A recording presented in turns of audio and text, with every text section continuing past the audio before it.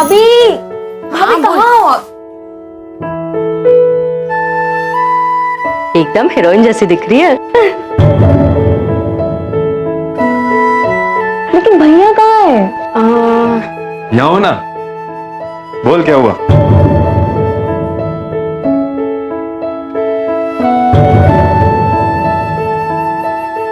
हाँ हाँ, भानु भी तो है ना? है? वो अपने सगे बड़े भाई की बात कर रही है, धर्म की। इस रस्म के लिए उसकी जरूरत है। लेकिन चाची जी मैं भी तो चचेरा भाई है तू, और कोई गलतफहमी है तो बता, वो भी दूर कर दूं मैं। अरे यार तू टेंशन क्यों लेता है, मैं हूं ना। कितना पैसा हुआ आप? 120 रुपया। ये लीजिए, चले अब। अरे यार शाम को ना बहन को देखने के लिए कुछ लोग आ रहे हैं। हाँ, मुझे आने में थोड़ा देर हो जाएगी, पर आऊंगा जरूर। शाम को बैठ के दारू शारू पियेंगे, ठीक है? चल ठीक है, मिलता हूँ मैं रात को। ओके।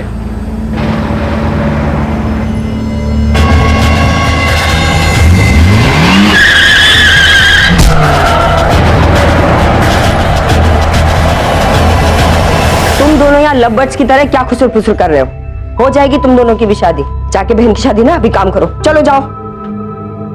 और तू यहाँ खड़ा खड़ा मुंह देखता रहेगा क्या? धर्म को फोन करके बुला, जल्दी जल्दी कर।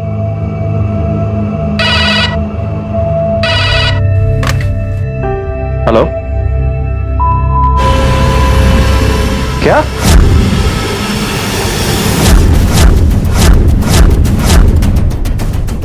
ठाकुर सर,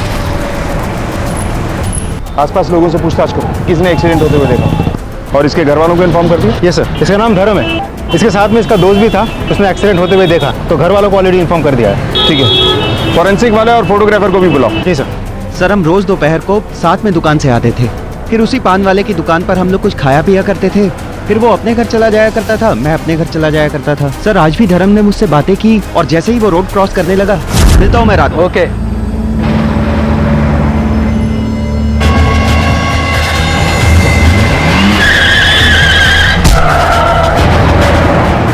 ट्रक ड्राइवर की शक्ल देखी थी आपने? ट्रक का नंबर? हाँ सर, ट्रक ड्राइवर का हल्का हल्का चेहरा मुझे याद है।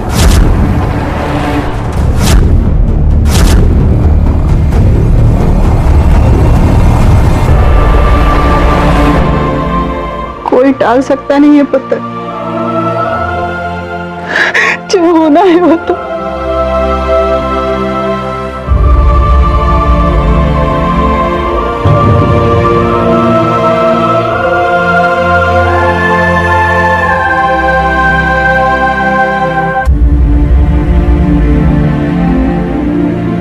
धर्म भैया का हाथ आज तक हम सबके ऊपर था। यकीन ही नहीं होता वो हमें इस तरह छोड़कर चले गए। लेकिन तू घबरा मत, था तेरा ये बड़ा भाई हमेशा तेरे साथ है, ठीक है? हरमन अब बच्चा नहीं रहा, वो खुद को भी संभाल सकता है और अपने परिवार को भी। तू खुद को संभाल जाके।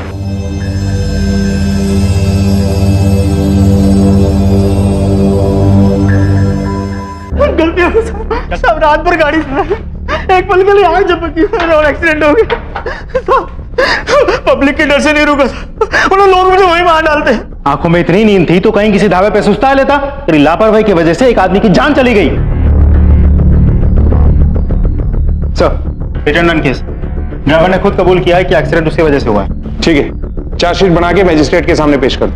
हिट एंड रन, एक ड्राइवर की ट्रक चलाते समय आंख लग गई और एक परिवार ने अपना बड़ा बेटा खो दिया।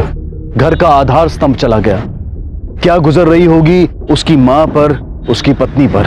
ऐसे केसेस पुलिस की फाइल में तो क्लोज हो जाते हैं, लेकिन उन परिवारों पर क्या बीतती है जो इसके शिकार होते हैं। पुलिस को शक करने लायक कुछ मिला ही नहीं, लेकिन क्या वाकई ये सिर्फ एक दुर्घटना थी? हम समझ सकते हैं आप पर क्या गुजर रही है। आपने अपना जवान बेटा खोया है, लेकिन साड़ी कुड़ी भी तो कल्ली रह गई है।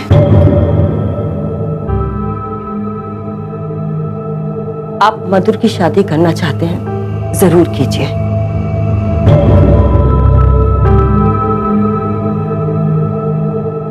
हम नहीं, आप लोग जो भी सोच रहे हैं सही सोच रहे हैं। हमें सच में कोई एतराज नहीं है। मैं शादी करने के लिए तैयार हूं।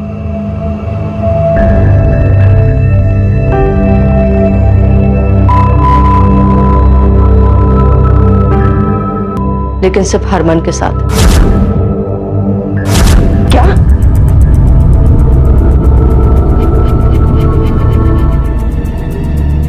ये तो आप ही के घर की प्रथा है ना, चादर ओढ़ाने की प्रथा, कि अगर बड़ा भाई ना रहे तो छोटे भाई को उसकी पत्नी की जिम्मेदारी उठानी होगी। बकवास बंद कर। क्या नाप शनाप बके जा रही है? लेकिन मम्मी जी, मैं तो सिर्फ अपना हक मांग रही हूँ। पर ये गलत बात है पुत्र। गलत? आज आपको सही और गलत के बीच का फर्क नजर आ रहा है? आप तब कहां थी जब हरमन खुद बेझिझक धर्म जी के सामने हमारे कमरे में मेरे साथ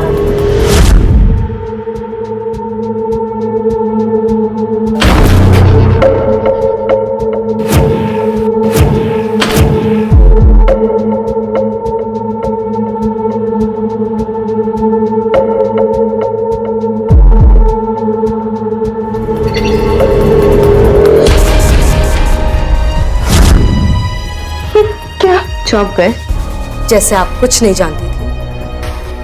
ये लड़की पागल हो गई है। अरे इसे कोई लेके जाओ। डिम्पल। क्यों मम्मी जी, अब आप मुझसे बात नहीं करेंगी? मम्मी जी, मैं एक इंसान हूं, खिलौना नहीं। जब चाहे किसी को दे दिया, जब चाहे फेंक दिया। जब से इस घर में बहू बनकर आई हूं तब से आपकी हर एक बात मानी है, हर एक प्रथाएं निभाई हैं। लेकिन आज मैं अपना हक मांग रही हूं। मैं इस घर से नहीं जाने वाली। और क्यों जाऊं? ताकि मेरी शादी किसी और से हो जाए और उसी तरह मेरा उस घर में भी इस्तेमाल हो? नहीं, मैं कहीं नहीं जाऊंगी। मैं इस घर में बहू बनकर रहूंगी, हरमन की बीवी बनकर। क्या बक रही तू? हमारे देश में आज भी अनेकों कुप्रथाएं हैं जिन्हें बदलने की बजाय हम उन पर पर्दा डाल देते हैं और छाती ठोक कर कहते हैं कि हमारे देश में जो संस्कार बच्चों को मिलते हैं वो कहीं और नहीं मिलते। ये खोखला गर्व है हमारी संस्कृति पर। अक्सर ऐसी प्रथाओं का पालन करने के लिए बड़े बुजुर्ग बच्चों से कहते हैं, लेकिन यहाँ पर स्थिति कुछ और ही थी। यहाँ एक लड़की खुद एक पुरानी प्रथा को निभाने की जिद कर रही थी। क्या नापशना बोल रही है? मेरी तो कुछ समझ में नहीं आ रहा है। बकवास कर रही है। आपकी बेटी की अकल ना। मेरे घर मेरे खानदान पर कीचड़ छालेगी। निकल यहाँ से। नहीं जाऊंगी। कीचड़ तो तुमने उछाला है इस घर पर और पूरे खानदान पर। उस दिन और उसके बाद हर वो दिन जब तुमने मेरे साथ जबरदस्ती की। और जब मैं अपना हक मांग रही हूं तो हाय तौबा। तेरी हिम्मत कैसे बोलने की? ठंड रख यार। कर क्या रहा है?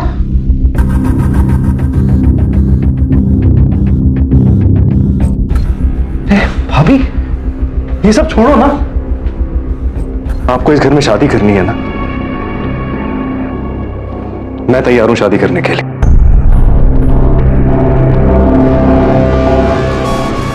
नहीं, मुझे नहीं मंजूर है। मैं शादी करने के लिए तैयार हूं, लेकिन सिर्फ हरमन के साथ। भाभी मान जाओ ना, इसमें किसी का नुकसान नहीं है और बात घर की घर में ही सुलझ जाएगी। चल बेटा, पुत्र, कोई जरूरत नहीं है, कोई जरूरत नहीं है, रहने दी। चल। नहीं, मैं ये घर छोड़कर नहीं जाऊंगी। मैं कहीं नहीं जाऊंगी। भारती, इसका दिमाग खराब हो गया है। छोड़ दो इसे यहाँ पर। इसे जो जी भी चाहे उसका करने दो। चलो यहाँ से। चलो।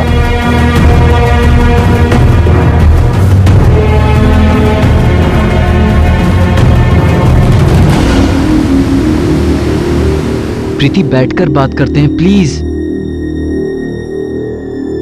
मम्मी पापा मेरी शादी कहीं और करा देंगे हरमन। तुम्हारे घर में जो कुछ भी चल रहा है वो सब लोकेलिटी में फैल गया। सब लोग जान चुके हैं हरमन मैं किसी और के साथ शादी नहीं कर सकती। पता नहीं ये मधुर भाभी क्यों, मैं नहीं जानता वो ये सब क्यों कर रही हैं।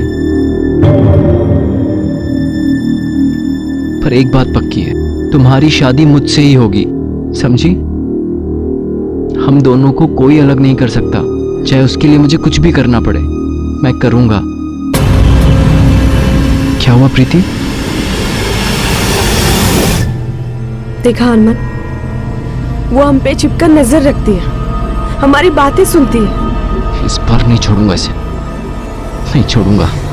हिम्मत तो देखो इसकी, छिप छिप कर बातें सुन रही थी हमारी, नजर रखे हुए थी मुझ पर और प्रीति पर। मैंने ऐसा कुछ नहीं किया। एक और झूठ, अब ये रोज रोज का ड्रामा करना छोड़ दो, बहुत हुआ। झूठे तो तुम हो हरमन, नाटक तुम कर रहे हो। वहां प्रीति से प्यार का नाटक और यहाँ मेरा इस्तेमाल, झूठे तुम हो। तुम झूठी नहीं, एक घटिया और गिरी हुई औरत हो। सोती हो भानु के साथ और दुनिया के सामने नाम लेती हो मेरा, ताकि मुझे फंसा सको। हरमन! बेटा सुन तो ले। दूर रहना मुझसे, किसी ने भी मुझे हाथ लगाया ना तो मैं छोड़ूंगी नहीं। झूठे हो तुम सब, झूठे हो। पागल हो गई ये औरत, मम्मी जी पागल हो गई है ये। कुछ करो इसका।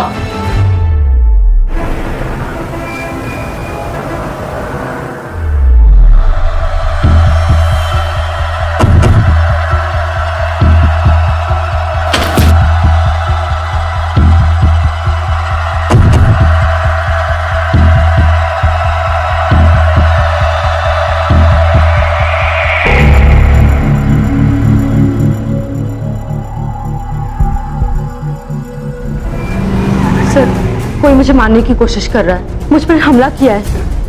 हमला? किसने किया आप पर हमला? सर वो मैं देख नहीं पाई। और सर ये पहली बार नहीं हुआ है। और आप अब आ रही हैं हमारे पास कंप्लेन करने के लिए? आपको पहले आना चाहिए था। ठाकुर सर, इनसे डिटेल्स लो और जहां जहां इन पे हमला हुआ है वहां पूछताछ करो, शायद किसी ने कुछ देखा। Yes sir. और इनके परिवार से भी बात करनी होगी।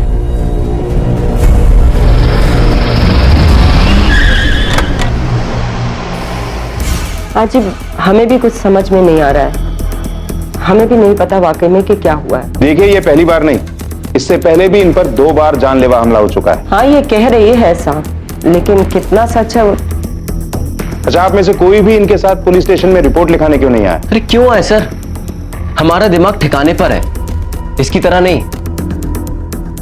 सर ये औरत मनगढ़ंत कहानियां बनाती है, और ये हमले वाली बात भी या तो इसका वहम है या फिर झूठ। और आपको ऐसा क्यों लगता है कि इन पर वाकई में हमला नहीं हुआ है? मतलब आप इतने कॉन्फिडेंस से कैसे कह सकते हैं कि ये झूठ बोल रही हैं? ठीक है, अभी तो मैं यहां आकर सवाल कर रहा हूं, अगर मेरे सवालों का सही जवाब नहीं मिला तो आप में से एक एक को पुलिस स्टेशन में आके जवाब देने होंगे। इंस्पेक्टर साहब ये पहले भी बहुत झूठ बोल चुकी है। दरअसल एक पुरानी घिसी पिटी प्रथा के नाम पर वो हरमन से शादी करने की जिद कर रही थी। मैं शादी करने के लिए तैयार हूँ, लेकिन सिर्फ हरमन के साथ। क्या? ये तो आप ही के घर की प्रथा है ना कि अगर बड़ा भाई ना रहे तो छोटे भाई को उसकी पत्नी की जिम्मेदारी उठानी होगी। आपने कुछ देखा था? सर मैंने ना देखा ना सुना, और यदि इस इलाके में कुछ होता है तो सब तुरंत भीड़ जमा हो जाती है। नहीं सर, हमें कुछ नहीं पता। अच्छे से याद कीजिए। पति की मौत से बाद से वो घर से बाहर निकलती कहाँ है, और सर है भी वो बड़ी अजीब सी। ठीक है, ऐसा कैसे हो सकता है कि किसी ने आप पे अटैक किया और आपने कुछ देखा ही नहीं? सब रास्ता सुनसान था, आसपास कोई नहीं था। चलिए मान लेते हैं, फिर भी मदद के लिए आप चिल्लाई तो होंगी। सर मैंने चिल्लाने की कोशिश की थी, लेकिन मैं इतनी डर गई थी कि गले से आवाज ही नहीं निकली, और मैं सीधा घर की तरफ भाग गई। मम्मी जी किसी ने मुझे टेम्पो से मारने की कोशिश की। फिर से नया नाटक क्यों कर रही हो ये सब? वैसे भी तुझे मारकर किसी को क्या मिलेगा मधुर? जब से धर्म गया है ना, तब से रोज नया बखेड़ा इस घर में। थोड़ा मुश्किल है ना यकीन करना। चलिए मान लेते हैं किसी ने आप पे हमला किया और आपने कुछ नहीं देखा, लेकिन किसी ने भी कुछ नहीं देखा, ना आपको देखा ना उस हमलावर को देखा। वैसे ये है कौन जो आपकी जान लेना चाहता है, और क्यों? ये चादर उड़ाने की जिद आप ही की थी ना? और कोई रास्ता भी तो नहीं है मेरे पास। लेकिन सर मैं सच कह रही हूँ, मैं बहुत डर गई थी। आपको किस पर शक है? सर मुझे मेरे देवर हरमन पर शक है, और भानु पर भी। पहले तो शादी के लिए हाथ मांगा। आपको इस घर में शादी करनी है ना? मैं तैयार हूं शादी करने के लिए। मुझे नहीं मंजूर है। भाभी मान जाओ ना, इसमें किसी का नुकसान नहीं है और बात घर की घर में ही सुलझ जाएगी। और फिर कल रात वो रूम में ही घुस गया।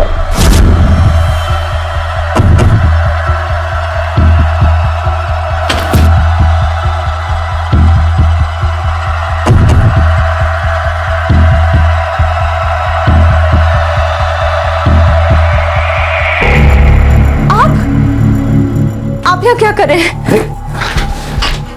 मदर, मुझे तुम्हारी फिक्र हो रही थी, इसलिए आया हूँ। तुम ठीक हो ना? हाथ मत लगाना मुझे, दूर रहो मुझसे, नहीं तो मैं चिल्ला दूंगी, मैं सबको बुलाऊंगी। ये तमाशा तुम छोड़ नहीं सकते हो क्या? अरे जो हो गया उसे भूल जाओ। तुम अकेली हो गई हो ना, लेकिन तुम घबराओ मत, मैं हूं ना, मैं तुम्हें सहारा दूंगा। मैं यहाँ तेरे लिए आया था, लेकिन तेरे तो नखरे ही बढ़ गए। मुझे मना करके तूने अच्छा नहीं किया, इसका बदला जरूर लूंगा, याद रखियो। कहीं उसके साथ भी तो आपका कोई संबंध तो नहीं था? नहीं सर। और हरमन के साथ? मैं मना कैसे करती? जो भी होता था मेरे पति के सामने होता था।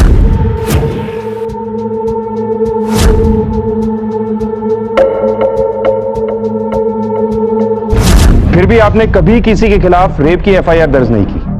आपके मुताबिक हरमन आपकी पति की मर्जी से आपसे संबंध बना रहा था, लेकिन आपने उसके खिलाफ भी शिकायत दर्ज नहीं की। कैसे करती साहब?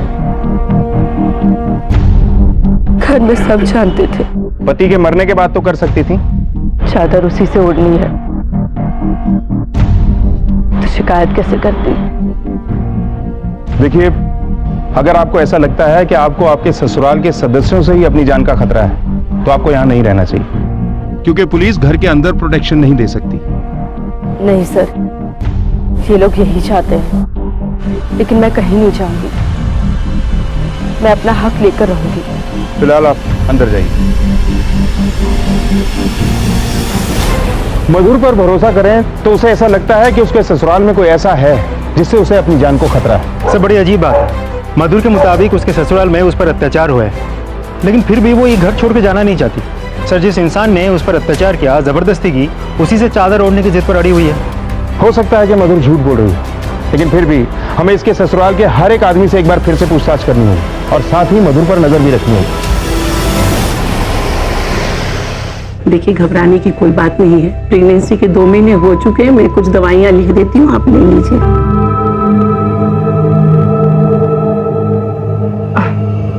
Thank you doctor.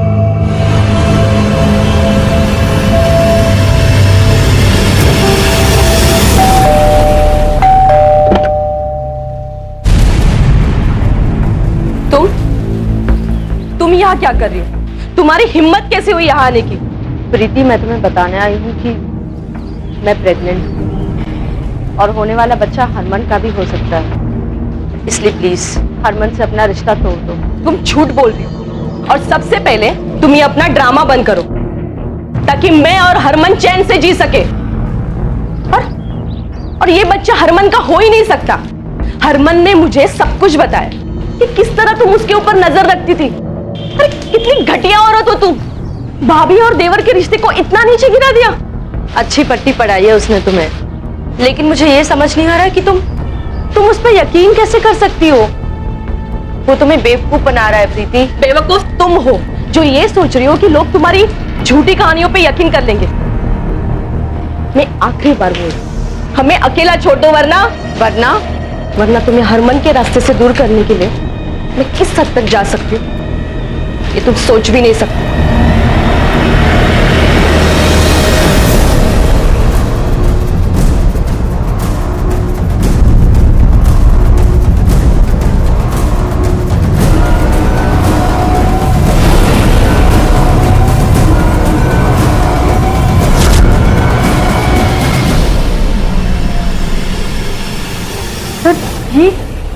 जमानत पे छूटा है।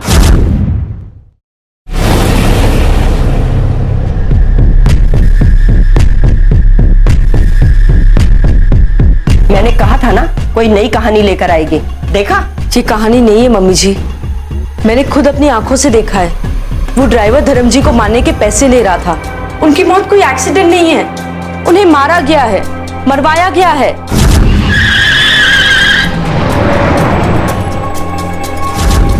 क्या रहा है ये सब? क्या हुआ? इस औरत का नया नाटक। कह रही है धर्म भैया का एक्सीडेंट नहीं, मर्डर हुआ था। क्या? फिर तो तुमने पैसे देने वाले को भी देखा होगा ना, कौन था वो? देखो, सीधी तरह मेरे पैसे दे दो। अगर तुमने पैसे नहीं दिए ना तो मैं पुलिस को जाकर ये बता दूंगा कि तुमने धर्म को मरवाया था। चुप।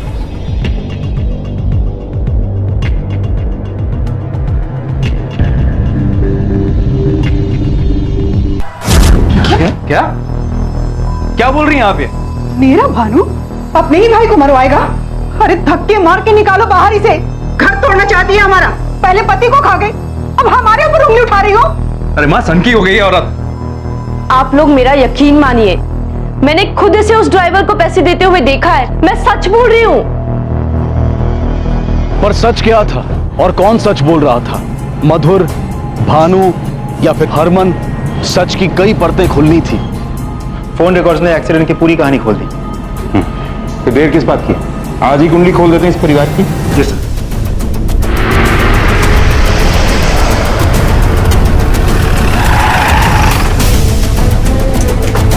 भानु कहाँ है? वो तो घर पे नहीं है सर। जहां भी है उसे बुलाइए। उस पर अपने ही भाई का खून करवाने का इल्जाम है। ये क्या कह रहे हैं? इंस्पेक्टर साहब, आप भी इसकी बातों में आ गए? हम किसी की बातों में नहीं आए।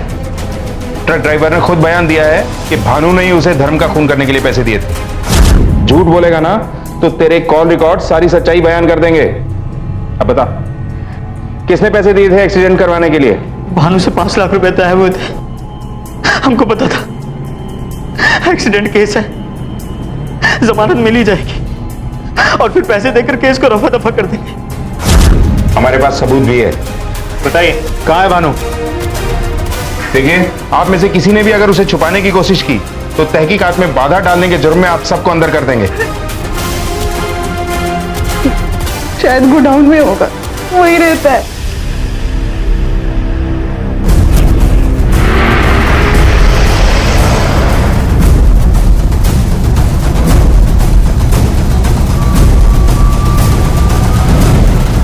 खून, अच्छी तरह से तलाशी लो सारी जगह की। उधर देखो।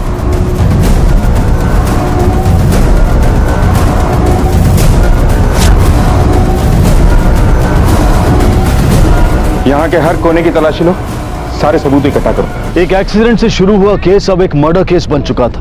भानु जो मधुर से शादी करना चाहता था, जिस पर धर्म के खून का शक था, वो ही मर चुका था। भानु की मौत से सबसे ज्यादा फायदा सिर्फ मधुर को होता, क्योंकि हरमन तक पहुंचने का रास्ता उसके लिए साफ हो जाता।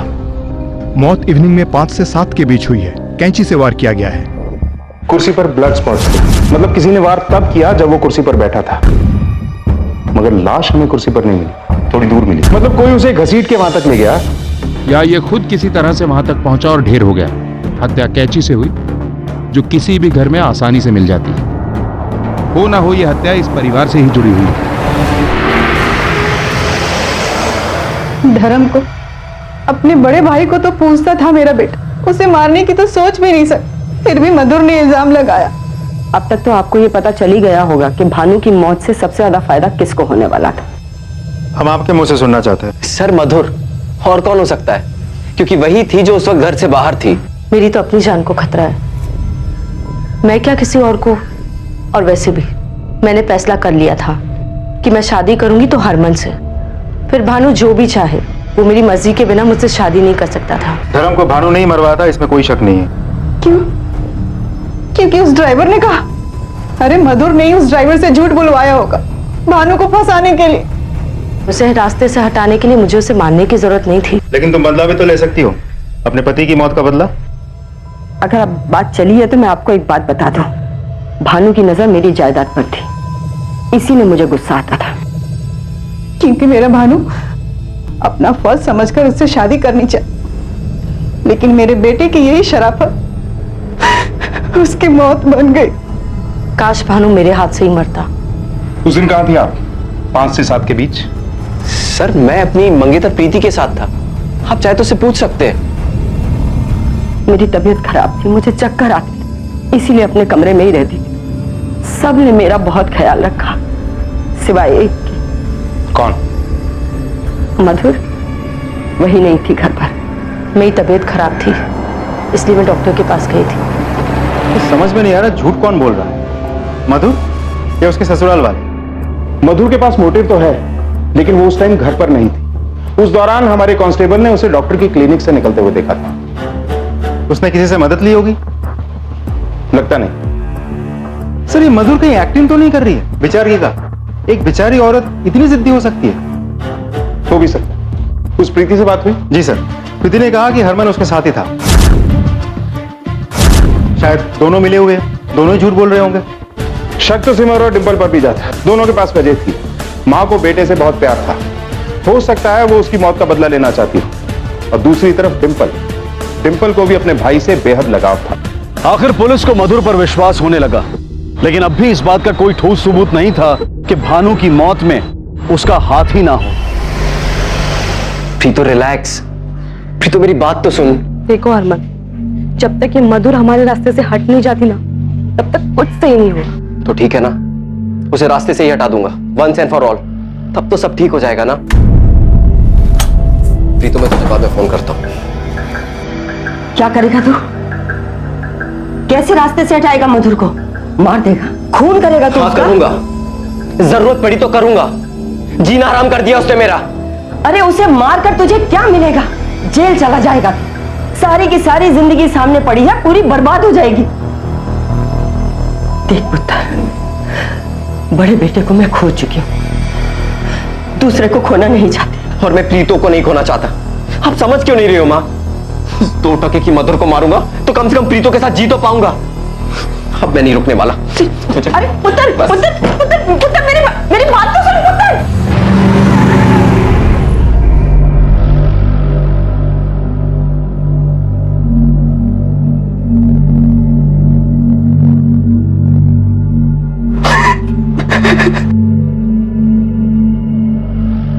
खाना खा लो, वरना कमजोर पड़ जाते।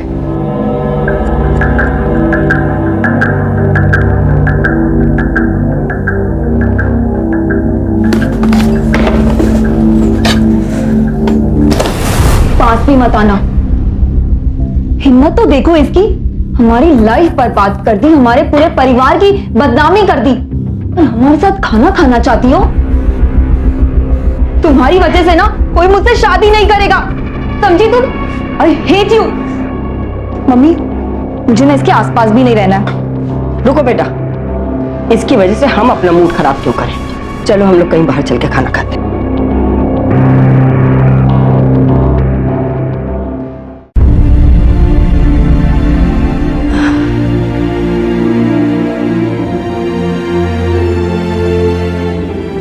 कितनी बुरी हूं ना मैं। खुद कुछ नहीं खाया, कोई फर्क नहीं पड़ता, पर तुझे भी कुछ नहीं खिलाया।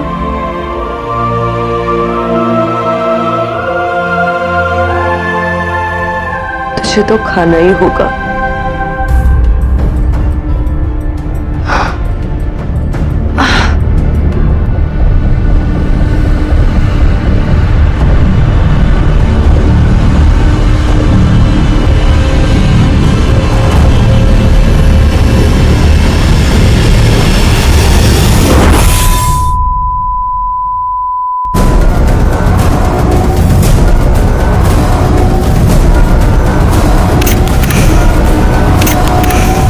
सर, फायर डिपार्टमेंट से बात हो गई है।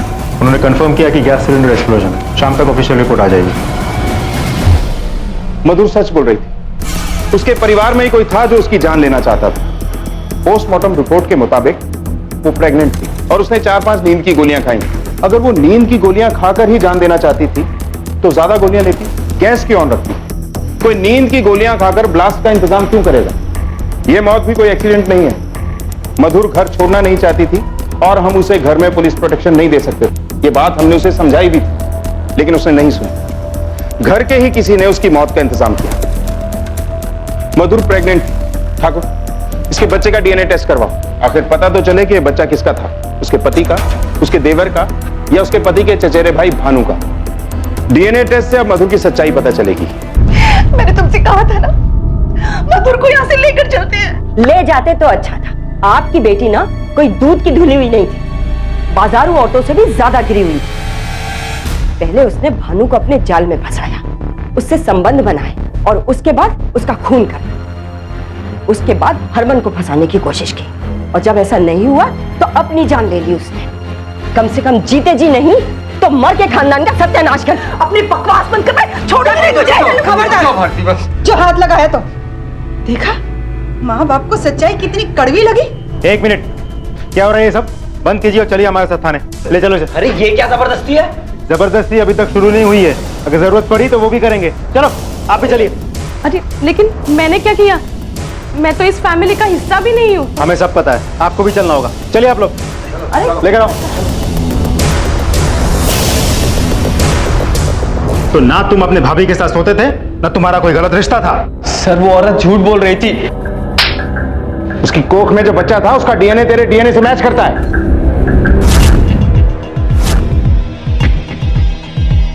इंस्पेक्टर साहब, ये सब मेरी बहू की चाल थी। हम सबको फंसा कर चली गई वो। हम सब ने उसकी जिद के सामने झुकने से इनकार कर दिया। मैंने चादर उड़ाने से मना कर दिया तो उसने मुझसे बदला लिया है। और आपके छोटे बेटे ने जो उसके साथ किया वो सही था। इस घिनौने जुर्म की तरफदारी करती हैं आप। तुम सब जानती थी, फिर भी हरमान के साथ शादी करना चाहती थी। कैसी लड़की हो तुम? कहीं तुमने और हरमन ने मिलकर तो नहीं उसे अपने रास्ते से हटा दिया? नहीं, तुम्हें हरमन के रास्ते से दूर करने के लिए मैं किस हद तक जा सकती हूँ ये तुम सोच भी नहीं सकती। उसे हमारे रास्ते से हटाने के लिए मैं कुछ भी कर सकती थी, लेकिन मैं मर्डर नहीं कर सकती सर। वैसे मार तो आप भी सकते हैं। मधुर ने जो आपके बेटे के साथ किया, उसके बाद बदला लेने की इच्छा तो आपके मन में भी होगी। अरे धक्के मार के निकालो बाहर इसे। घर तोड़ना चाहती है हमारा। पहले पति को खा गई, अब हमारे ऊपर उंगली उठा रही हो। नहीं सर, मैं किसी की जान नहीं ले सकती, लेकिन हाँ मेरी जेठानी ले सकती, उनका बेटा भी, यहाँ तक कि उनकी बेटी डिंपल भी। हाँ, मैं नाराज थी भाभी से क्योंकि उन्होंने चादर प्रथा की मांग की थी, इसलिए मेरा रिश्ता भी टूट गया था और कोई रिश्ता भी नहीं आ रहा था मेरे लिए। तुम्हारी वजह से ना कोई मुझसे शादी नहीं करेगा, समझी तुम? I hate you. मैं बहुत गुस्सा थी भाभी से, लेकिन मैंने उन्हें नहीं मारा है। मैं सच कह रही हूँ, मेरा यकीन कीजिए। पहला मर्डर रोड एक्सीडेंट से, दूसरा कैंची से और तीसरा गैस ऑन रखकर। हरमन और प्रीति के पास सबसे बड़ा मोटिव था, सिमर, डिंपल या रत्ना। सबके बारे में जानकारी इकट्ठा करो। मधुर ने हमसे उस पर हुए हमले का जिक्र किया था। हर इंसिडेंट्स की डिटेल्स फिर से चेक करो। किसी ने गाड़ी चढ़ाने की कोशिश की थी उस पर।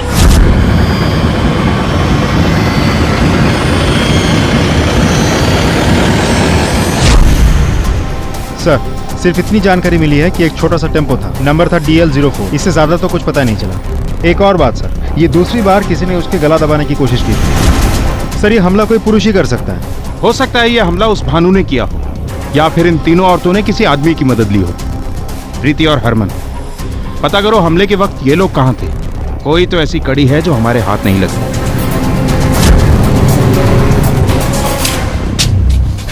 अब तो इंस्पेक्टर साहब आपको यकीन हो गया ना कि हम में से कोई भी खूनी नहीं है। हरमन कहाँ? हरमन अब कुछ दिन हमारा मेहमान रहेगा। सर मैं सच कह रहा हूं, मैंने कुछ नहीं किया। तूने अपनी भाभी का बलात्कार किया और उसका खून भी किया। उस पर 3 बार जानलेवा हमले हुए। अब तक हम पूछताछ कर रहे थे मधुर की तस्वीर लेकर, पर जब हमने तुम्हारी फोटो दिखाई तो एक आई विटनेस से तुम्हें पहचान लिया और फिर हमने तेरा ट्रायंगुलेशन रिकॉर्ड्स निकलवाए। अब झूठ बोलने से कोई फायदा नहीं है हरमन, बोल। सर ये सच है कि मैंने उसकी जान लेने की कोशिश की थी। मैंने प्रीति से वादा किया था कि मैं मधुर को रास्ते से हटा दूंगा।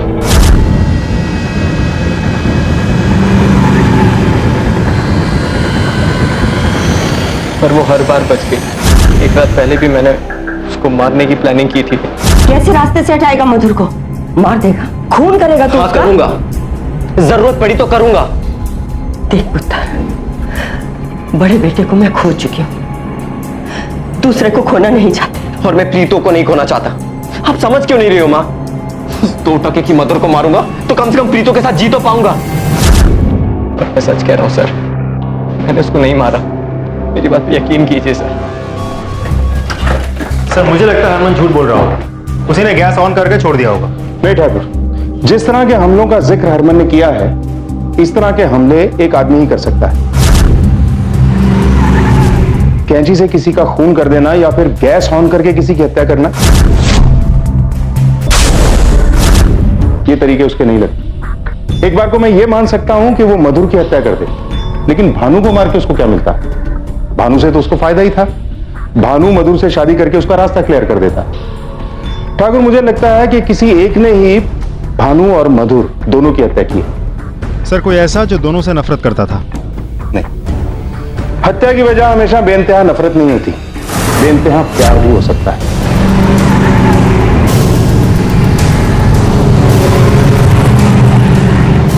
आप लोग चलिए हमारे साथ, आप भी।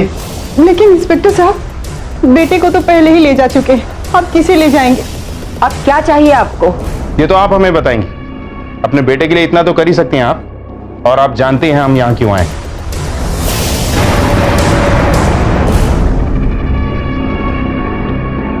मार डाला?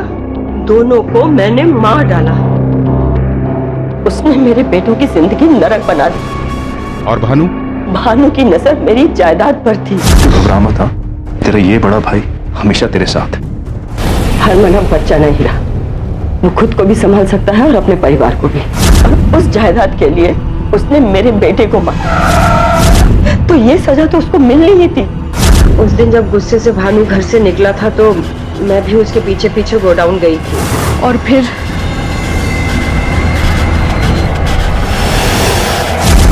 मैंने मधुर को भी मार डाला।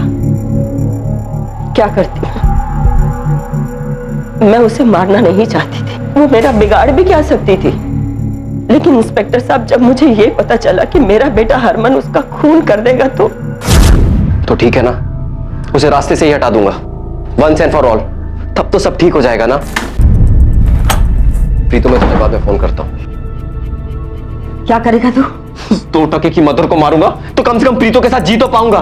मुझे पता था कि हरमन को रोकना नामुमकिन है, क्योंकि मधुर पहले ही उसकी थाने में रिपोर्ट लिखवा चुकी थी। उसका एक न एक दिन पकड़ा जाना तय था।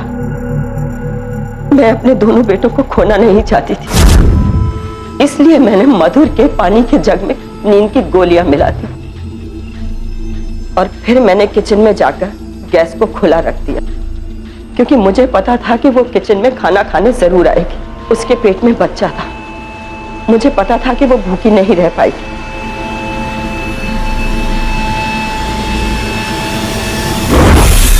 बहुत प्यार करती हूँ मैं अपने बेटों से और उनके लिए कुछ भी कर सकती हूँ। आपने 3 खून किए। पहले आपने अपने भतीजे भानु को मारा, फिर अपनी बहू के साथ साथ उसके पेट में पल रहे उसके बच्चे को भी मारा। ये कैसी ममता थी मां की?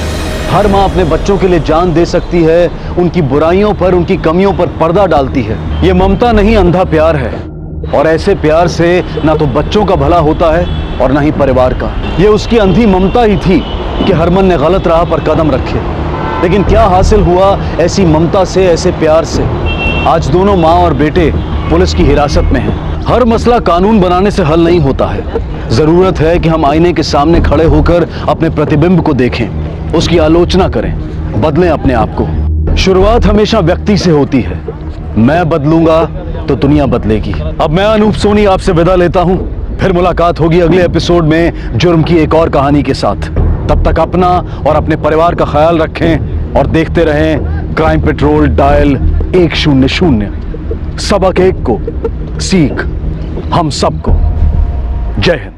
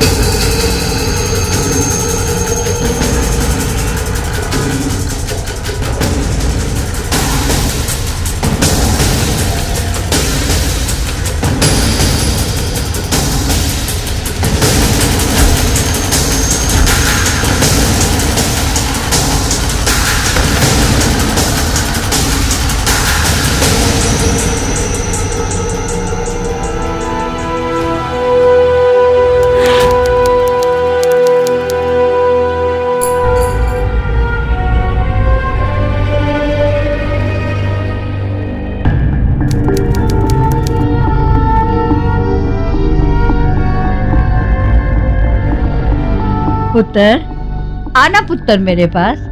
इतना डर मत। अरे मैं तेरी दादी हूँ। मैं नहीं बोलूंगी, तुम बोलो। अच्छा ठीक है ठीक है, बोलती हूँ। I love you. हाँ मेरे मम्मी बचाओ, पागल दादी ने मेरे को पकड़ लिया। बचाओ बचाओ बचाओ, संभाल। अरे पुत्र डर मत। छोड़ो, डराओगी बच्चे को? मैं इसकी दादी हूँ, मैं इसे क्यों डराऊंगी भला? रहने दीजिए मम्मी जी, मुझे पता है इनकी प्रॉब्लम क्या है। अब चेची पिछले 1 साल से जॉब का बहाना बनाकर दुबई बैठे हैं, ना इनकी खबर लेते हैं और ना अपनी देते हैं। तो बस इसी बात का फ्रस्ट्रेशन लेकर हम सब पर मार होती रहती हैं। अच्छा, तेरा पति कुत्तू से कौन सा चिपके बैठा रहता है? वो भी तो जाता है 1 महीने के लिए बाहर टूर पर। देखो, तुझसे मेरी बात तो ना ही करो। मेरे हस्बैंड मेरी नीड्स का ख्याल रखते हैं और मैं उनकी। बस यही तो चाहिए होता है ना एक हैप्पी मैरिज के लिए। चलो संभव।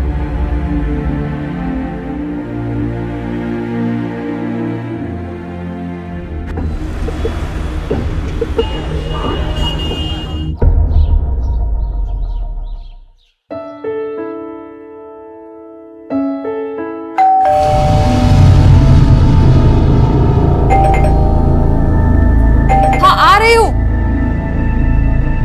आओ आओ। हाँ हाँ हाँ, नहीं नहीं यार, इस बारी का ट्रिप तो बहुत सक्सेसफुल रहा, सब कुछ अच्छा रहा। बल्कि इस बारी ना वो डिस्ट्रीब्यूटर्स ने कोई हमें नेगेटिव रिस्पांस नहीं दिया। अरे सारा कुछ अचीव हो गया यार। और वो जो टारगेट्स है ना, मैं तेरे को बता रहा हूँ कि साल से पहले अचीव हो जाएंगे, सारे टारगेट्स हो जाएंगे। हाँ तू चिंता मत कर यार, एवरीथिंग विल बी सॉर्टेड। हाँ हाँ चल मैं रखता हूँ, फ़ोन रखता हूँ, ठीक है?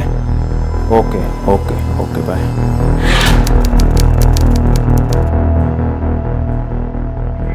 कार्तिक यार कमाल है, ऐसा कोई करता है अपनी वाइफ के साथ? पूरे 20 दिन बाद वापस घर आए हो और घर में घुसे भी तो फोन पे बात करते हैं। यार तुम कितनी फिल्मी हो यार। मैं कोई बॉलीवुड एक्टर नहीं हूँ जो अपनी हीरोइन के साथ रोमांस करता फिरे। बहुत काम करने पड़ते हैं मुझे, जिंदगी में बड़ी मेहनत करनी पड़ती है कुछ करने के लिए। पर सब लोग मैनेज तो करते हैं ना कार्तिक। यार मुझे बहुत भूख लगी है कोमल, प्लीज कुछ खाने के लगाना। मैं अभी आ रहा हूँ फ्रेश होके। ओके।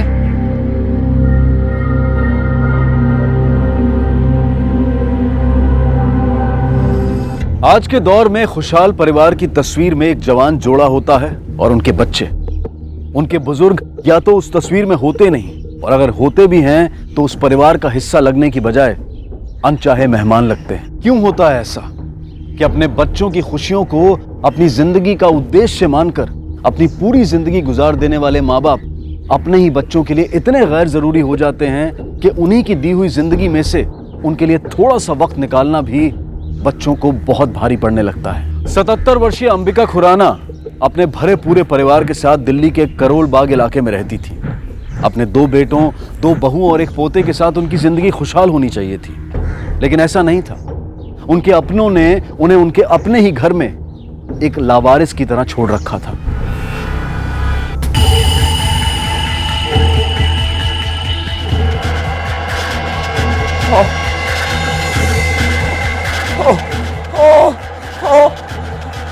पूरे 1.25 महीने बाद आज तुमने फोन उठाया मेरा। हाँ, ऐसी कौन सी नौकरी कर रहे हो जो तुम्हें बात करने की फुर्सत नहीं है? तुम्हें ना मेरी फिक्र है और ना अपने बच्चे की।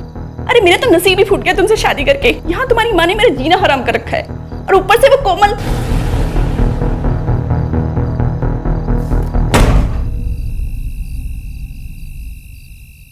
यार ये भैया भाभी का मुझे कुछ समझ नहीं आता। क्यों? अरे और नहीं तो क्या, जब भैया यहाँ पे थे तब उनकी बनती नहीं थी उनसे। अब जब भैया दुबई में है तब भी बार बार उन्हें फ़ोन करती रहती है, परेशान करती है। कोई चैन नहीं है उनकी ज़िंदगी में यार, पूरी की पूरी उनकी ज़िंदगी नर्क बना दी यार। मैं बहुत परेशान हूँ उनके लिए। कार्तिक छोड़ो ना, हमें क्या। और वैसे भी इतने दिनों बाद घर वापस आए हो, मैं तुम्हारी वाइफ हूँ, ब्यूटीफुल हूँ और तुम्हारे सामने हूँ।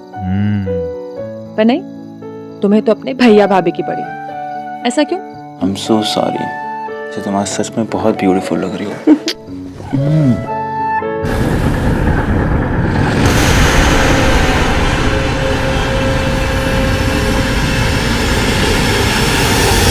पुराना हाउस में एक तरफ थी उपेक्षित बुजुर्ग अंबिका और दूसरी तरफ थी अनीता, जिसकी जिंदगी अपने पति से दूर रहने की वजह से नीरस हो चुकी थी। अनीता न सिर्फ अपने अकेलेपन का सामना कर रही थी, बल्कि अपने बच्चे की जिम्मेदारी को भी अकेले संभाल रही थी।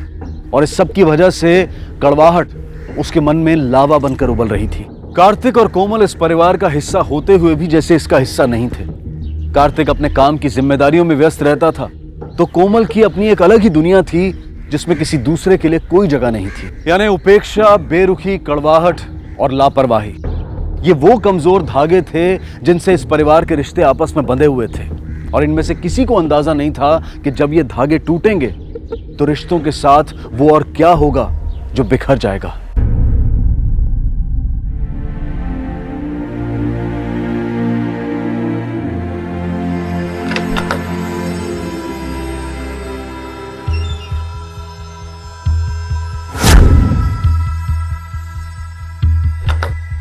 कोमल, कोमल, कोमल आ गया। कोमल, कोमल,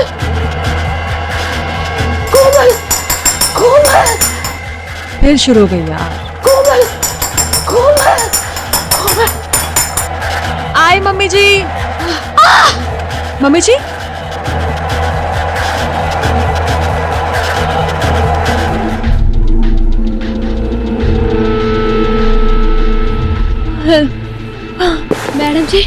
मैडम जी बचाओ, कोई हेल्प करो, कोई। मैडम जी उठिए, मैडम जी कोई मदद करो। एक्सक्यूज मी मैम, मेरी वाइफ आई होंगी कोमल, वो कौन से रूम में है? साहब, रानी, कैसे हुआ ये सब कुछ? साहब मैं सामान लेके घर आ रही थी साहब, तो कोमल मैं मिसाल में थी।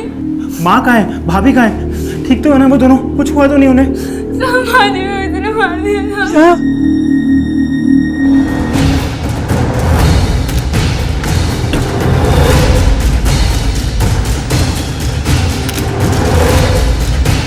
सर एक अंगूठी गायब हुई है। सिर्फ एक अंगूठी और कुछ भी नहीं? नहीं और कुछ नहीं, माँ जी की अंगूठी थी, 2 लाख की थी, पर ज्यादातर मेरी कबर्ड में रहती थी। सर दरवाजे पे कोई फोर्स्ड एंट्री का निशान नहीं है। फोर्स्ड एंट्री के निशान नहीं है, लेकिन हॉल का सामान जिस तरह से बिखरा हुआ है, इरादा रॉबरी का ही लगता है। ताज्जुब की बात यह है कि सिर्फ एक अंगूठी चोरी हुई है और अनीता का कमरा भी बिल्कुल सही सलामत है। और सर जिस तरह दिन दहाड़े ये सब कुछ हुआ है, लगता है कि जिसने भी ये किया है उसे पहले से पता था घर में सिर्फ 2 औरतें। इनकी मेड ने कुछ बताया? सर वो आधे दिन की छुट्टी पे, जब वो लौटी तो उसने कोमल को जख्मी हालत में पाया। आने वाले ने भी कोई जोर जबरदस्ती नहीं की है, लगता है किसी ने मदद की है उसकी, या फिर उसने डुप्लीकेट चाबी की मदद ली है। और जिस तरह से सिर्फ हॉल का ही सामान बिखरा हुआ है, लगता है उसने हमें गुमराह करने की कोशिश की है। ऐसा करो, घर वालों से पूछताछ करो, ड्राइवर से, मेड से, आसपास के दुकान वालों से भी। सर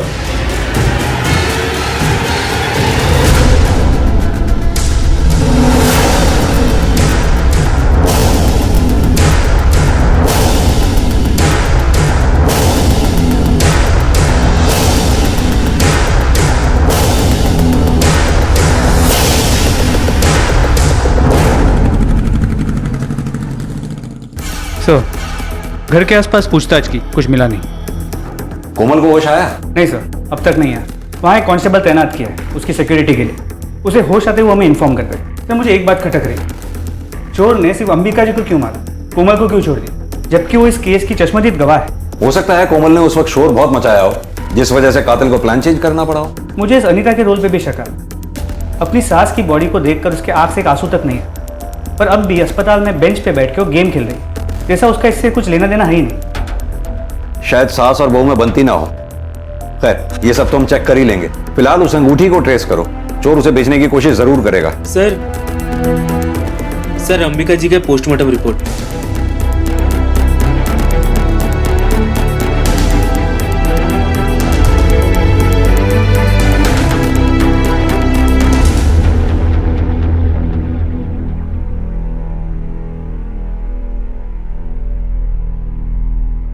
कार्तिक, कोमल कैसा फील कर रही हो आप? मम्मी जी,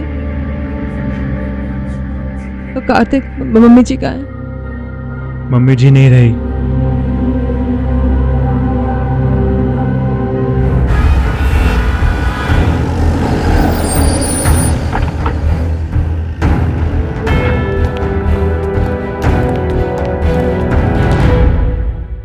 कोमल जी, क्या हुआ था उस दिन?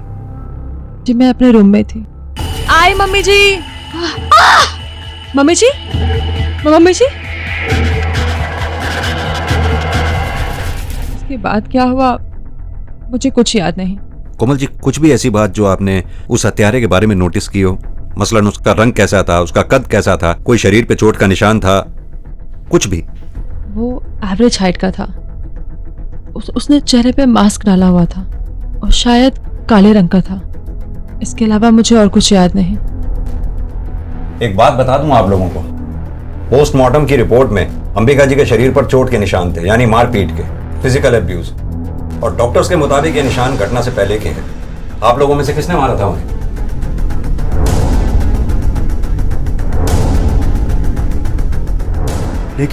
लेकिन ऐसा कैसे हो सकता है? रानी हमारी मेड उनका पूरा ख्याल रखती थी, खाना खिलाने से लेके नहलाने तक सब कुछ। मुझे नहीं पता था मेरे घर में मेरी माँ के साथ ऐसा व्यवहार हो रहा है। लेकिन ऐसा भी कैसे हो सकता है? आप लोगों की माँ थी, आप लोगों ने निशान ही नहीं नोटिस किए उनके? शायद बेड से गिर गई होंगी। आपने ठीक से सुना नहीं मैडम, मैंने क्या कहा? उनके शरीर पर मारपीट के निशान थे। बाय द वे, आपके पति कहाँ हैं? वो नहीं दिखाई दिया हमें जब से ये घटना घटी है। जी वो दुबई में जॉब करते हैं, खबर कर दी है।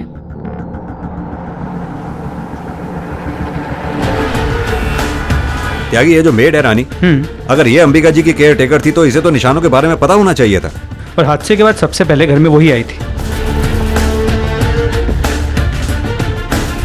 एक काम करो, इस रानी को बुलवाओ और इस ड्राइवर से भी जरा पूछताछ करो, क्योंकि उसका इनके घर में बहुत आना जाना था। हो सकता है शायद उससे कुछ पता चले। तुझे तो अंबिका जी की देखभाल के लिए रखा गया था, फिर क्यों मारा करती थी उन्हें? मैंने नहीं मारा साहब उनको। किसने कहा आपसे? उनके घर वालों ने। सब झूठ बोल रहे हैं वो लोग, सब के सब। साहब नफरत करते थे उनसे। अम्मा जी हेलो, खाना खा लो, मैंने दवाई देनी है, ठीक है? खाना खा लेना। मेरे को काफी गहने हैं, बस मैं सारे गहने तेनू दे देंगे। बस तू सिर्फ एक को काम कर दे मेरा। कैसा काम? तू मैंने पुलिस स्टेशन ले चल, तो मेरी बहू मैंने मार डालेगी। कौन सी बहू? उन्होंने नाम नहीं लिया था साहब, और मैंने पूछा भी नहीं। क्या अनीता मैडम और क्या कोमल मैडम साहब, कोई किसी से कम नहीं है, उल्टा दोनों एक से बढ़कर एक हैं। अब कुछ दिन पहले की बात है। रानी आई यार, देखो इन्हें क्या चाहिए। मेरे को लेट हो रहा है, दे यार चाबी दे फटाफट। क्या हुआ? बाथरूम जाना है। अच्छा ठीक है, 2 मिनट रुको, मैं आ रही हूँ। रानी, अरे रानी,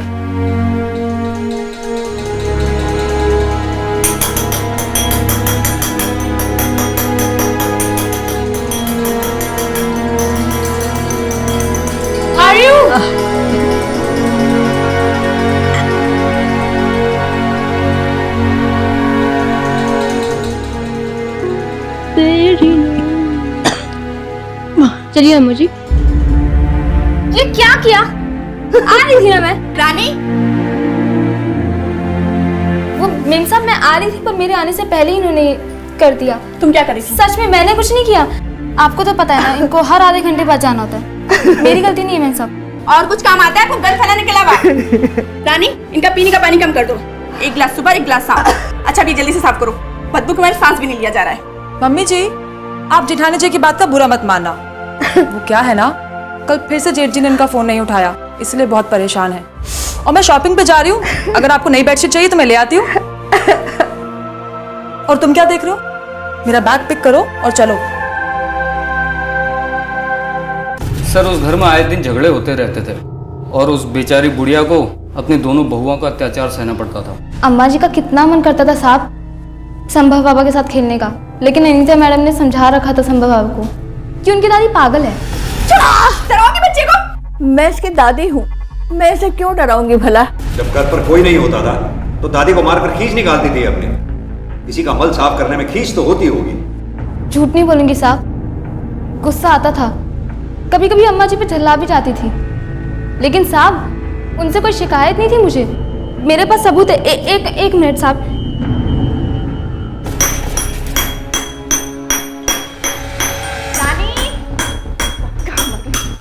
क्या चाहिए? बाथरूम जाना है। तेरे बाप की नौकरानी हो जो तुझे गोद में उठा के मुताने जाओ? कभी कुछ इतने नहीं जब देखो कुछ ना कुछ मर क्यों जाती? हाँ? मेरे हाथ में सुन्नत में कदों नहीं मर रहे थे। जब ये सब हो रहा था, बजाय इसे रोकने के तू वीडियो बना रही थी। तो साहब मैं क्या करती, उल्टा मुझे ही नौकरी से निकाल देती। आज इंटरनेट पर दुर्घटना और हादसों से जुड़े रियल टाइम वीडियोस की बाढ़ आई हुई है। एक व्यक्ति आती हुई ट्रेन से बेखबर रेलवे ट्रैक पर खड़ा होता है और दूसरा व्यक्ति उसे होशियार करने की बजाय, उसकी जान बचाने की कोशिश करने की बजाय अपने मोबाइल कैमरा में उस दुर्घटना को रिकॉर्ड कर रहा होता है। वो व्यक्ति उस हादसे का शिकार हो जाता है और उस वीडियो को इंटरनेट पर अपलोड कर दिया जाता है और इस तरह एक ऐसे व्यक्ति की मौत करोड़ों लोगों के मनोरंजन का साधन बन जाती है जिससे शायद बचाया जा सकता था। यह चलन दर्शाता है कि हम इतने असंवेदनशील हो गए हैं कि किसी दूसरे व्यक्ति का दर्द, यहां तक कि उसकी मौत भी हमारे लिए कोई मायने नहीं रखती। रानी ने अगर कुछ मिनटों की मशहूरी की बजाय अंबिका जी के बारे में सोचा होता, उनके दर्द को महसूस किया होता और उस वीडियो को पुलिस को या किसी अन्य व्यक्ति को दिखाकर मदद मांगी होती, तो शायद उस बुजुर्ग महिला को अपने अंतिम समय में इतनी ज्यादती का शिकार ना होना पड़ता। हद होती है लापरवाही की। मेरी माँ को हर रोज कोई मारता था, उन्हें पीटता था, और तुम घर में होने के बावजूद तुमने कभी ध्यान नहीं दिया। अगर इतना ही ख्याल था उनका तो खुद क्यों नहीं बात करते थे उनसे? उनका हालचाल तक तो पूछने का टाइम था नहीं तुम्हारे पास और सारा इल्जाम मुझ पे लगा रहे हो। कार्तिक देखो, जो हुआ अच्छा नहीं हुआ, पर हम उसे चेंज तो नहीं कर सकते ना। And I love you, and please ये गुस्सा थूक दो प्लीज। चलो तुम रेस्ट करो, थोड़ा सा पानी पियो, और मैं डॉक्टर से पूछता हूँ, तुम्हारे डिस्चार्ज की बात करता हूँ।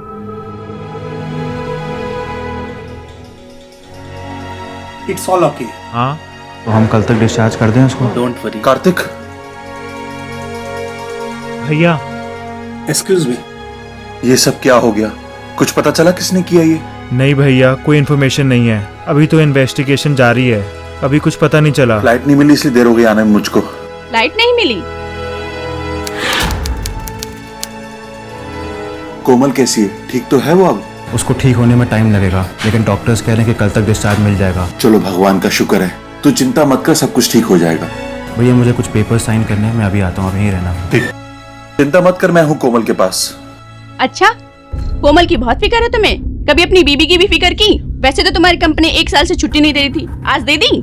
ताना मत दे मुझे, इतना बड़ा हादसा हो गया इसलिए यहाँ पर आया। बूढ़ी माँ का मरना इतना बड़ा हादसा हो गया, अब बीबी का रोज रोज मरना वो नहीं दिखता? तेरा दिमाग खराब हो गया, जगह तो देख ले।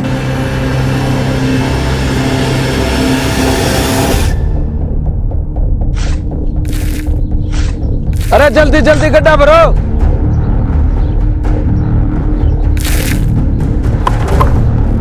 अरे ठेकेदार साहब जल्दी आओ, भाग के किसी का हाथ पड़ा हुआ है।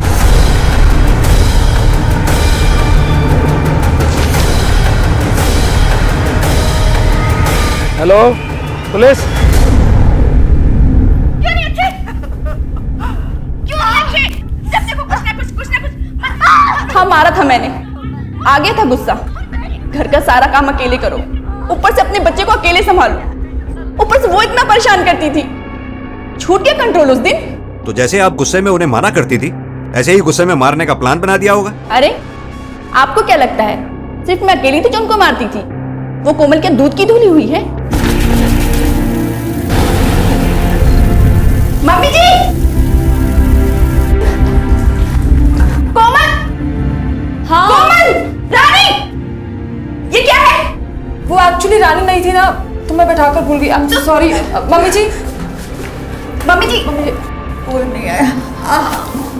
आराम से, आवाजें देती रही, किसी ने सुना ही नहीं। आराम से। आपकी फैमिली में गिरने में किसी ने भी कोई हद नहीं छोड़ी, लेकिन सबूत तो हमें सिर्फ आपके खिलाफ मिला है। ये वीडियो। मैंने नहीं मारा उन्हें। कोमल के मुताबिक घटना वाले दिन कोमल ने अंबिका जी को बचाने की कोशिश की थी। वहीं अनीता का यह कहना है कि कोमल भी अपनी सास से कम नफरत नहीं करती थी। अब सवाल यह उठता है कि कोमल ने जो हमें कहानी सुनाई वो कहीं झूठी तो नहीं? सर ये अमृत और कार्तिक दोनों घर के बेटे हैं, पर दोनों को ये नहीं पता कि घर में क्या चल रहा है। ऐसा कैसे हो सकता है? अमृत तो चलो दुबई में काम कर, लेकिन कार्तिक तो उसी घर में रहता है वहीं। उस अंगूठी के बारे में कुछ पता चला? नहीं सर, लेकिन हमारे खबरी नजर रखे हुए हैं, लेकिन किसी ने भी उसे बेचने की कोशिश नहीं की है। हो सकता है कि केस ठंडा होने का वेट कर रहे हो। इन सब में से किसी पे भी भरोसा नहीं किया जा सकता। सबको एक दूसरे से कोई ना कोई प्रॉब्लम है। एक काम करो, इन सबके कॉल रिकॉर्ड्स निकलवाओ, पता करो कि घटना वाले दिन कौन किस वक्त क्या कर रहा था। सर वीडियो देखी हमने, आप माँ को मारती थी। हिम्मत कैसे हुई आपको मेरी माँ को मारने की? समझती क्या अपने आप को आप है? मेरी माँ थी वो। मन करता है तुम्हारे हाथ पैर मैं यही तोड़ डालूं। मुझे तो यकीन नहीं आ रहा कि तूने शर्म आ रही कि तुझ जैसे औरत से शादी की मैंने। अच्छा, अब भी मुझ पे शर्म आ रही है, खुद पर नहीं, जो बीवी बच्चे की जिम्मेदारी छोड़ के दुबई जा बैठे। देख बकवास मत कर। मेरी छोड़ो और अपनी कहो। तुम्हें तो पता था ना तुम्हारी माँ बूढ़ी है, लाचार है, फिर क्यों जाके दुबई बैठ गई? और तू कार्तिक, तेरा मन मेरा हाथ तोड़ने का कर रहा है। कभी अपने हाथों से उनकी गंदगी साफ की? खाली पैर छूने से प्यार नहीं होता है। कभी उनके पास बैठ के 2 मिनट बातें भी की? बड़ा आया मेरा हाथ तोड़ने वाला। सर कार्तिक के कॉल रिकॉर्ड से कुछ डाउटफुल नहीं मिला। हादसे के वक्त वो ऑफिस में था, मैंने ऑफिस से कंफर्म किया। कोमल के कॉल रिकॉर्ड्स भी क्लीन है, लेकिन अनीता के कॉल रिकॉर्ड से एक इंटरेस्टिंग बात पता चली है। पिछले कुछ दिनों से एक नंबर से लगातार बातचीत कर रही थी। ये नंबर किसी दिनेश के नाम पे रजिस्टर्ड है। सर हमने टेलीकॉम ऑपरेटर से दिनेश का एड्रेस लेकर उसके घर गए थे, लेकिन उसका घर लॉक्ड है। शायद वो शहर के बाहर है। ऐसा करो, अपना एक आदमी प्लेन क्लोथ में उसके घर के बाहर 24 घंटे के लिए खड़ा कर दो। जी सर। दिनेश के घर की तरफ लेना। ये दिनेश कौन है? अनीता जी मैं आपसे पूछ रहा हूं, ये दिनेश कौन है? दिनेश दोस्त है मेरा। अच्छा, तो ये दोस्ती की शुरुआत कब हुई जरा बताएंगी? वैसे ये दिनेश वही आदमी है ना जिसे आपने अंबिका जी को मारने के लिए हायर किया था? जी नहीं, दिनेश एक जासूस है जिसे मैंने अपने पति के पीछे लगाया। अपने पति के पीछे? क्यों? मेरा रिलेशन खत्म हो चुका था। जब अमृत यहाँ थे तब भी उनके पास मेरे लिए वक्त ही नहीं होता था, इसलिए मैंने अपने ऊपर ध्यान देना ही छोड़ दिया। सजना संवरना इन सब बातों में मन ही नहीं लगता था। लेकिन मन में एक उम्मीद थी कि इस बार जब अमृत वापस आएंगे तो फिर से एक कोशिश करूंगी अपने रिश्ते को सही करने की। एक दिन उनके बैंक का स्टेटमेंट आया, तब मुझे पता चला कि वो दिल्ली के एटीएम से पैसे निकाल रहे हैं। तो यानी वो दुबई में नहीं थे, दिल्ली में थे? और मुझे यकीन था कि जरूर उनका किसी और के साथ चक्कर चल रहा है, और अपने यकीन को पक्का करने के लिए ही मैंने दिनेश को उनके पीछे लगाया। तो क्या बताया दिनेश ने? कुछ नहीं, जब भी पूछो यही बताता है कि पता लगा रहा हूँ, बताऊंगा। और यहाँ तक कि मम्मी की मौत के बाद भी जब अमृत वापस आए तब भी उन्होंने मुझसे झूठ बोला, और उनकी इन्हीं हरकतों की वजह से मेरे मन में नफरत भर गई सबके लिए, और इसीलिए मैंने मम्मी जी के साथ भी। अनीता जी अपनी गलती छुपाने के लिए आप अपनी बेचारगी की आड़ मत लीजिए। आपका और आपके पति के बीच में जो कुछ भी होता था वो आपका पर्सनल मैटर था, इसमें अंबिका जी हरगिज़ जिम्मेदार नहीं थी। आपने जो कुछ भी किया ये निहायत ही घिनौनी हरकत थी। बजाय शर्मिंदा होने के आप बहाने बना रही हैं।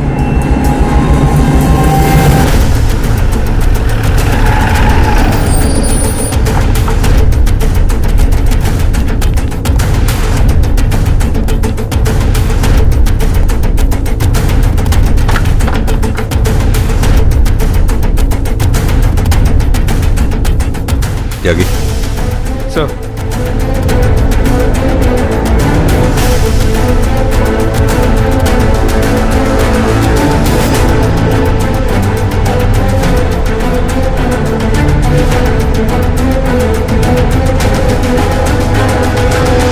सर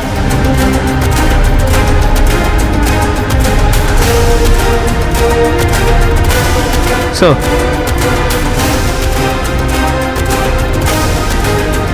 सर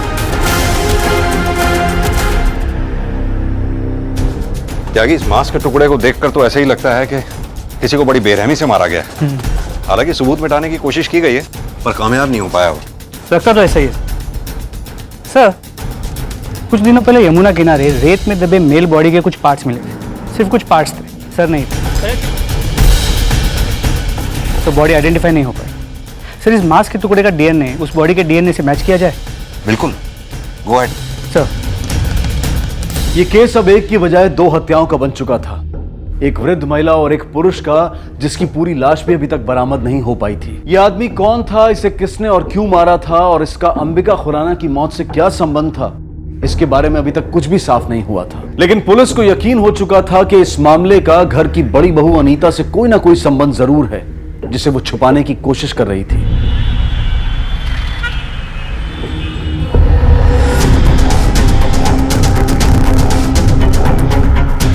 तो ये है तुम्हारा दुबई का होटल, ले चलो इसे।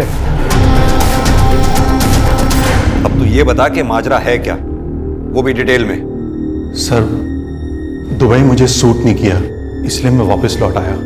लेकिन मैं घर नहीं गया और ना ही मैंने किसी को बताया। मैं अपनी बीवी की शक्ल देखना नहीं चाहता था, नफरत करता था मैं उससे, इसलिए तो दुबई गया था जॉब करने के लिए। दोबारा उसके साथ नहीं रह सकता था मैं। तो दिनेश को क्यों मारा तूने? दिनेश कौन सर? मैं किसी दिनेश को नहीं जानता।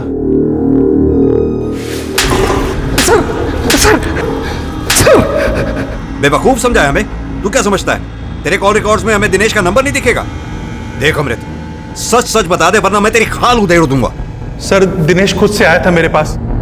उसे पता लग गया था कि मैं दिल्ली में रहता हूँ। वो मुझे ब्लैकमेल कर रहा था, कह रहा था कि अगर मैंने उसे पैसे नहीं दिए तो वो अनीता को बता देगा। बस इतनी सी बात है सर। और तू पैसे उसे देना नहीं चाहता था, इसलिए तूने उसे मार नहीं दिया? सर, मैंने उसे नहीं मारा।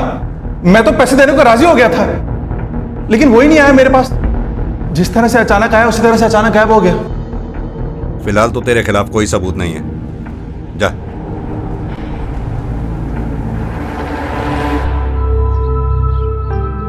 तबीयत कैसी है अब तुम्हारी? Feeling any better? आराम से आराम से। भाभी कहाँ है? पता नहीं, काफी देर से नहीं दिखे। मैंने उन्हें कहा था कि तुम्हें ना छोड़ के जाए। अरे यार रुको, एक मिनट रुको, तुम आराम से बैठो, मैं देख के आता हूँ।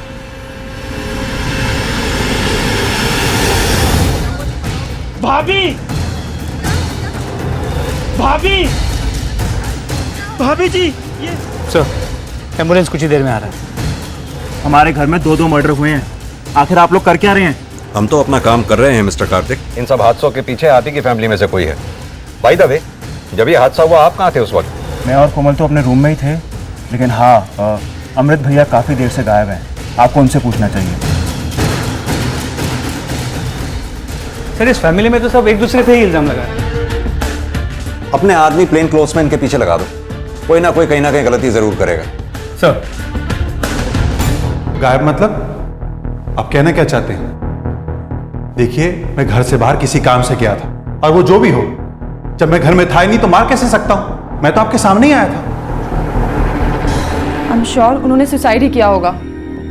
अमृत वीजी के चलते वो बहुत डिप्रेशन में थी। हाँ, मैं नफरत करता था, बहुत नफरत करता था उससे। सर, अगर मुझे उसे मारना ही होता तो बहुत साल पहले मार चुका होता। अब क्यों मारता, जबकि पुलिस की मुझ पर नजर है? मैं सच कह रहा हूं सर, मैंने उसे नहीं मारा।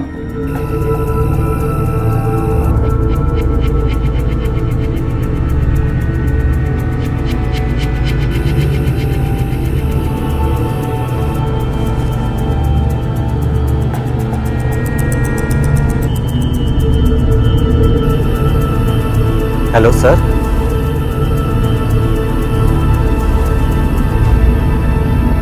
सर, उस घर में गई हो?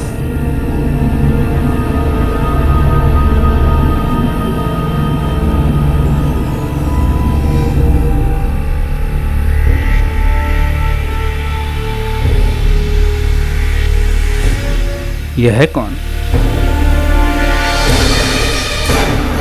सर चले? नहीं, मुझे देखना है वो कहाँ जा रहा है।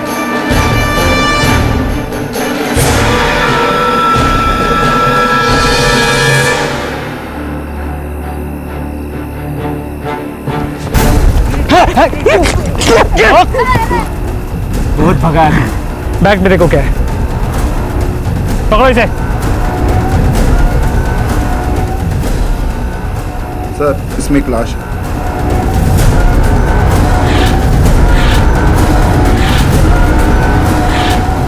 चल।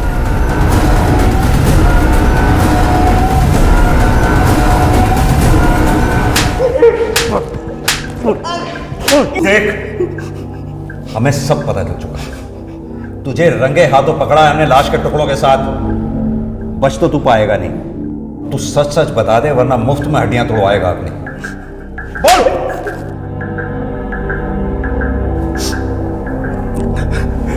कोमल के कहने पे प्यार करते थे हम एक दूसरे से। कब से? यही कोई 2 महीने पहले से, जब मैं नौकरी पर लगा था। पहली नजर में वो मेरे दिमाग में चढ़ गई थी। जब मैं उसे देखता था सज सज के निकलते हुए, पागल हो जाता था मैं। लेकिन ड्राइवर था, इसलिए कुछ कहने और करने की हिम्मत नहीं जुटा पाता था। लेकिन एक दिन मर्द चाहे जितनी नजरें बचा के देखे, पर औरत की नजरों से वो नहीं बच सकता। पाना चाहता है ना मुझे? हाँ। पर मेरा एक काम करना होगा। कैसा काम? अपनी हवस के चलते तूने हाँ कर दी। मेरी जरूरतें थी, कुछ दिल की तो कुछ शरीर की। मेरे हस्बैंड, उन्हें काम के अलावा कुछ और नजर आता ही नहीं। हमेशा बिजनेस टूर पे रहते। मजबूरी में मुझे ये दूसरे मर्दों के साथ पूरी करनी पड़ती। पहले अपने जेठ जी के साथ और उनके दुबई जाने के बाद अपने ड्राइवर गोविंद के साथ। मुझसे पहले कोमल का अफेयर अमृत साहब के साथ था। अमृत साहब ने हमें बताया कि उन दोनों के अफेयर के बारे में दिनेश को पता चल गया है और वो उनसे पैसे मांग रहा है। तो हम दिनेश से जाके मिले, तब उसने बताया कि उसे मेरे और कोमल के अफेयर के बारे में भी पता है और उसके पास हमारी कुछ फोटो हैं। हम उसे और पैसे देने को तैयार थे, मगर वो जितनी बड़ी रकम मांग रहा था उतनी ना तो मैं दे सकता था ना ही कोमल। इसलिए हमने दिनेश को उसी के घर में बंदी बना लिया और अपने फोटोग्राफ निकालने की कोशिश करने लगे। फोटोग्राफ्स तो मैं दूंगा, लेकिन तेरे पति के हाथों में। बोल। ये ऐसे नहीं मानेगा।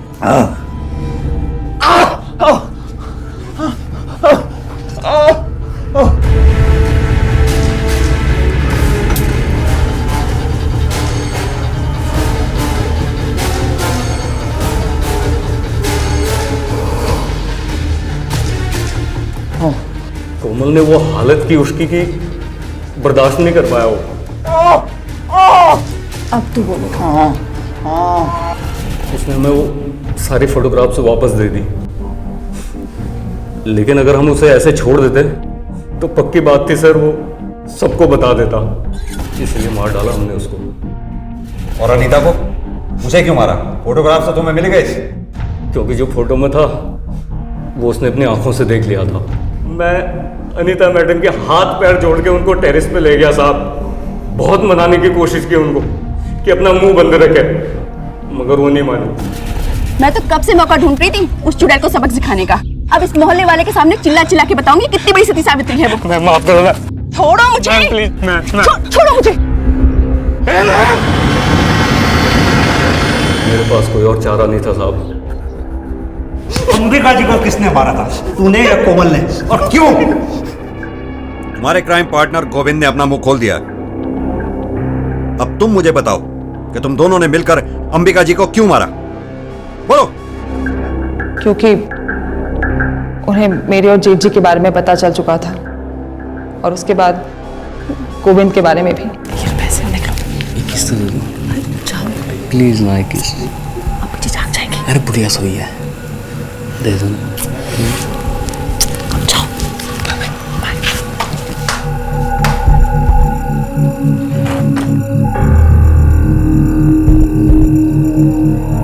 कोमल, अमृत के बाद एक ड्राइवर दलाल, ये तो अच्छा नहीं कर रही है।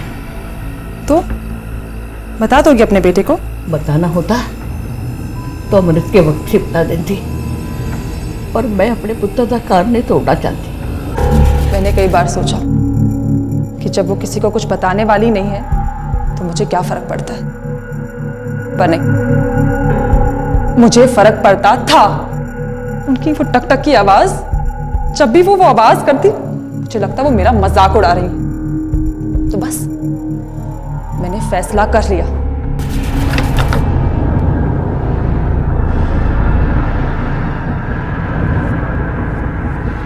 ये लो, इसे रखो।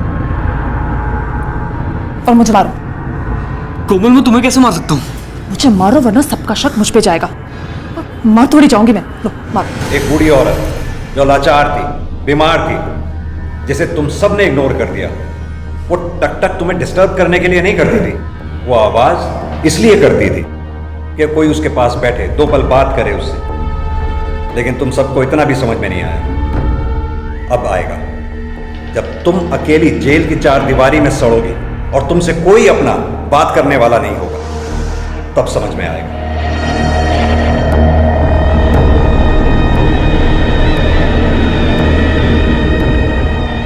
पारिवारिक मूल्यों की महत्वता और रिश्तों की मर्यादा और उनसे जुड़ी हुई जिम्मेदारियों को ना समझना या फिर समझते हुए भी उनका पालन ना करना किसी हद तक खतरनाक हो सकता है। और यह इस कहानी से अच्छी तरह से समझा जा सकता है। कोमल की अपने पति से प्यार पाने की चाहत कोई ऐसा मसला नहीं था जिसे बातचीत से सुलझाया नहीं जा सकता था, लेकिन उसने इस आसान राह को चुनने की बजाय अपने दिल में अपनी अधूरी इच्छाओं का मातम मनाना शुरू कर दिया, जिसकी वजह से गुस्से और नफरत का जन्म हुआ। और उसी गुस्से ने खुद उसे ही निशाना बनाकर उसे गलत राह पर कदम बढ़ाने पर मजबूर कर दिया। और वहीं दूसरी तरफ उसकी अंधी नफरत का शिकार बनी उसकी लाचार सास अंबिका खुराना। अगर कोमल ने अपने परिवार को और उसके परिवार ने उसे समझने की थोड़ी सी भी कोशिश की होती तो शायद जो हुआ वो ना होता। इस कहानी में हम सब के लिए सीख है, अपने रिश्तों को और अपने परिवार को समझें, उन्हें प्यार दें, उन्हें उस मजबूत पेड़ की तरह से बनाएं जिसकी छाया में हम खुद और बाकी के परिवार के लोग भी अपने आप को संतुष्ट और सुरक्षित महसूस करें। अब मैं अनूप सोनी आपसे विदा लेता हूं। फिर मुलाकात होगी जुर्म की एक और कहानी के साथ अगले एपिसोड में। तब तक अपना और अपने परिवार का ख्याल रखें और देखते रहें क्राइम पेट्रोल डायल 100। सबक एक को सीख हम सबको। जय हिंद। इस तरह के और भी एपिसोड देखने के लिए हमारे चैनल को सब्सक्राइब करें और बेल आइकन दबाना ना भूलें।